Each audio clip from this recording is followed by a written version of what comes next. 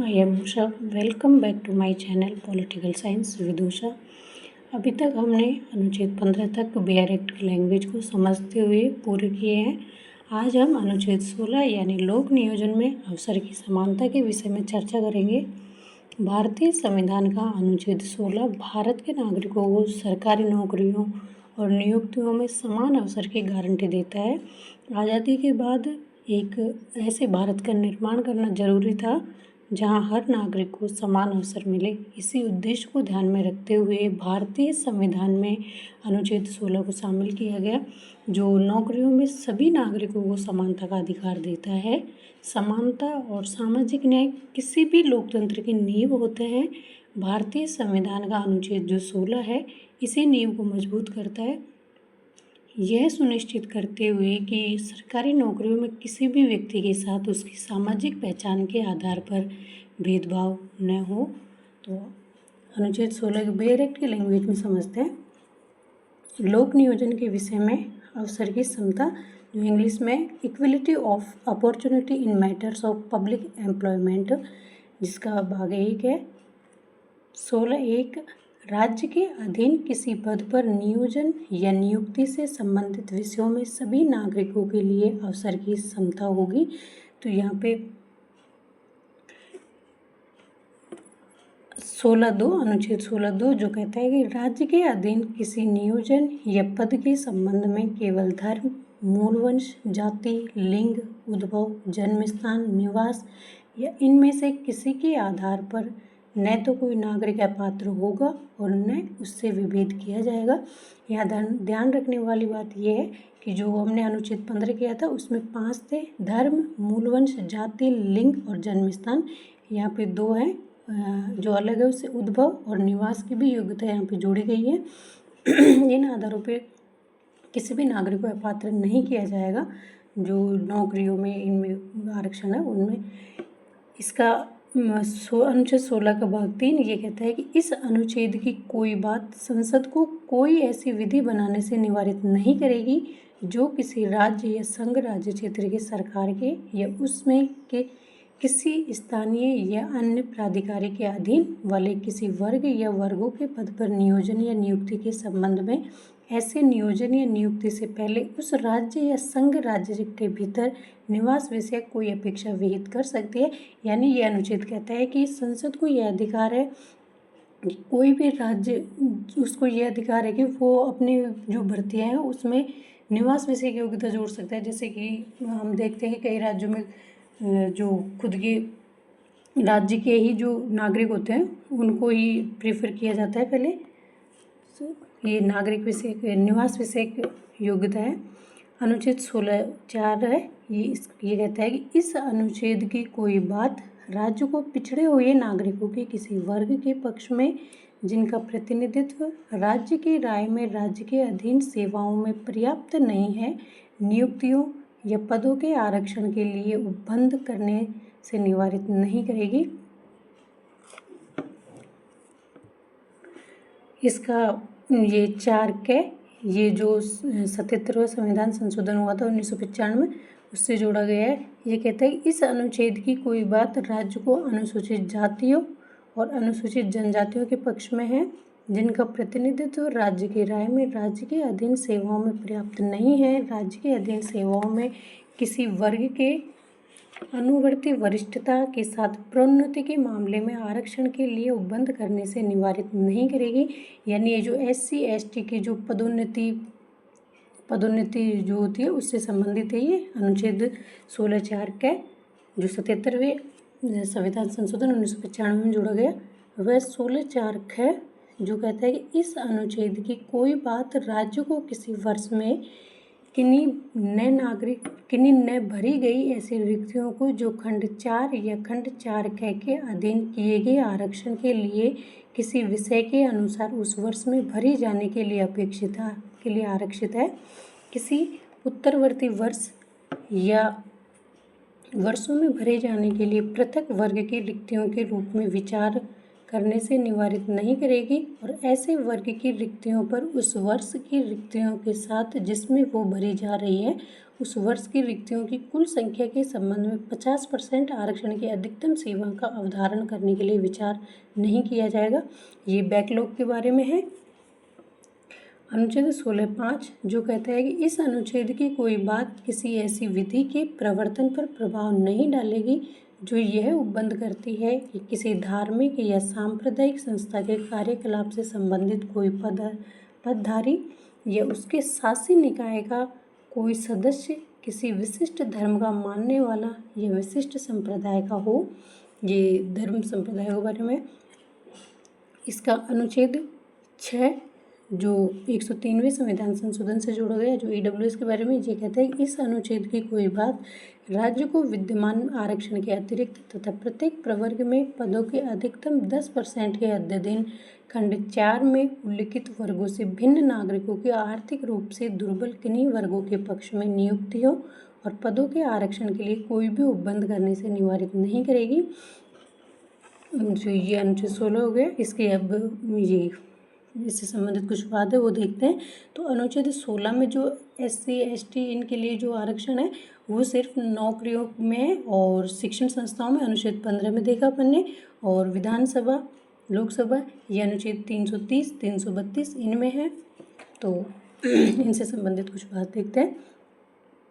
ये 2013 का वाद है, रंजना कुमार वाद 2013 ये कहता है कि अनुसूचित जाति जो संविधान के अनुच्छेद 341 के निबंधनों में विनिर्दिष्ट अनुसूचित जनजाति है, जिसने राष्ट्रपति की अधिसूचना जारी करने के पश्चात संघ शासित क्षेत्र पांडिचेरी को प्रवास किया था। पांडिचेरी सरकार की सेवा में आरक्षण का लाभ का दावा नहीं कर सकती। मतलब एक राज्य से दूसरे केंद्र शासित प्रदेश में तो वहाँ पे जाके ये आरक्षण का दावा नहीं कर सकती जो अनुसूचित जाति है। दूसरा वाद है 2000 के SR मूर्तिवाद 2000 का, ये कहता है कि क्या रोस्टर का सिद्धांत सकल पद पर लागू किया जा सकता था या नहीं। तो कहता है नहीं, जैसे कि प्रस्तुत मामले में उच्चतम न्यायालय द्वारा अभी निर्धारित किया गया। सर्वोच्च न्यायालय ने आशुतोष गुप्ता बनाम स्टेट ऑफ राजस्थान वाद है 2002 का, ये कहता है कि सर्वोच्च न्यायालय ने यह अवधारित किया है कि यद्यपि अनुसूचित जाति और अनुसूचित जनजाति के पक्ष में आरक्षण के विषय में संविधान निर्माताओं ने प्रशासन की क्षमता एवं पोषणीयता के संबंध में उपबंध बनाए जो असंवैधानिक होना चाहिए, ऐसा निष्कर्ष अनुच्छेद 335 के आधार पर निकाला जा सकता है। फिर अगला वाद है स्टेट ऑफ कर्नाटका वाद 2004 का, ये कहता है तदर्थ नियोक्ता पद की निरंतरता सेवा के स्थायी किए जाने के लिए दावे किए, जैसा कि कर्नाटका ग्रामीण ऑफिस से विनाश अधिनियम 1961 द्वारा धारित किया गया है कि सभी ग्रामीण हेरिडेटरी कार्यालय समाप्त कर दिए गए हैं। यहाँ अवधारित किया गया है कि नियोक्ता नियमितीकरण के अधिकारी नहीं है। अगला वाद है श्रीजीत L वाद है, ये 2012 का है, ये कहता है कि जब दावेदार अपीलार्थी ने वयस्कता की आयु प्राप्त करने के लिए 12 वर्षों पश्चात अनुकंपा नियुक्ति के लिए दावा अधिकार दायर की, तब उसके लिए संबंधित न्यायालय ने इसको खारिज कर दिया तथा इस अभिकथन को स्वीकार नहीं किया कि रिक्ति उसी समय प्रकाश में आई। फिर अगला वाद है महेश्वरी प्रसाद वाद है 2012 का, ये कहता है कि जहां विज्ञापन में यह दिया गया है कि वह व्यक्ति जिसने भारी वाहन या भारी या हल्के वाहन का चालन अनुज्ञप्ति धारण किया है पुलिस वाहन चालक के पद का पात्र होगा, वहां हल्के वाहन को चलाने वाली अनुज्ञप्ति को धारण करने वाले अभ्यर्थियों की नियुक्ति विज्ञापन के मानदंड के विरुद्ध नहीं होना माना गया। अगला वाद है सचिव सरकार स्कूल शिक्षा विभाग चेन्नई का 2014 का, ये कहता है कि अल्पकालिक कर्मचारी नियमितीकरण करने की मांग करने के हकदार नहीं होते हैं क्योंकि वे किसी मंजूर पद के विरुद्ध कार्य नहीं कर रहे होते हैं। अगला वाद है रजिस्ट्रार जनरल पटना हाईकोर्ट बनाम पांडे गजेंद्र प्रसाद वाद 2012 का, ये कहता है कि न्यायिक अधिकारियों के कार्य का मूल्यांकन करने वाली प्रक्रिया को मूल्यांकन की संपूर्ण कार्य अवधि के दौरान उसके कार्य पालन के बारे में सूचना में संतुलन स्थापित करने के आशय से अंगीकार किया जाता है। अगला वाद है राजेश कुमार वाद 2012 का। ये कहता है कि यदि अनुच्छेद 16(4) के वरिष्ठता के परिणाम स्वरूप प्रोन्नति में आरक्षण के लिए प्रावधान किया है, लेकिन इसके अनुच्छेद 16(1) के विरुद्ध संतुलन रखना पड़ता है, जिससे हमारे संपूर्ण समाज के हर एक नागरिक के हित में संरक्षण के लिए प्रावधान किया है। यूपी पावर, ये राजेश कुमार वाद 2012 में कहा था। अगला वाद है सचिव सरकार स्कूल शिक्षा विभाग चेन्नई का थिरुवार गोविंद स्वामी वाद 2014 का। ये कहता है कि अल्पकालिक अस्थायी कर्मचारियों में समामेलन, नियमितीकरण अथवा स्थायी निरंतरता के लिए कोई निर्देश नहीं हो सकता। फिर अगला वाद है यूपी पावर कॉरपोरेशन बनाम राजेश कुमार वाद 2012 का। ये कहता है कि रिक्तियों को अग्रहित करने के मामले में समय मापमान के अधिरोपण को प्रशासन में दक्षता के संरक्षण के लिए अंगीकार किया जाना पड़ता है। अगला वाद है रोहतास भांखड़ा वाद 2014 का। ये कहता है कि विभागीय पदोन्नति के मामले में आरक्षित अभ्यर्थियों हेतु निम्नतर क्वालिफाइंग अंक या कसौटी के निर्धारण एवं SC/ST अभ्यर्थियों को रिलैक्स की गई क्वालिफाइंग कसौटी को वापस लेना अवैध है। अगला वाद है स्टेट ऑफ गुजरात बनाम अरविंद कुमार तिवारी 2012 का। ये कहता है कि कोई व्यक्ति अनुकंपा के आधार पर नियुक्त किए जाने का दावा अधिकार के रूप में नहीं कर सकता है। अगला वाद है अजीत सिंह बनाम स्टेट ऑफ पंजाब वाद 1999 का। ये कहता है कि अनुच्छेद 16(4) और 16(4)(a) आरक्षण के किसी मूल अधिकार की गारंटी प्रदान नहीं करता है, तो ये वाद इम्पोर्टेंट है। अगला वाद है पेप्सो रोड ट्रांसपोर्ट कॉरपोरेशन बनाम मंगल सिंह वाद 2011 का। ये कहता है कि पेंशन पाने का अधिकार आत्यंतिक या शर्त विहीन नहीं है। अगला वाद है राजस्थान राज्य सड़क परिवहन निगम एवं अन्य बनाम रेवात सिंह वाद 2015 का। ये कहता है कि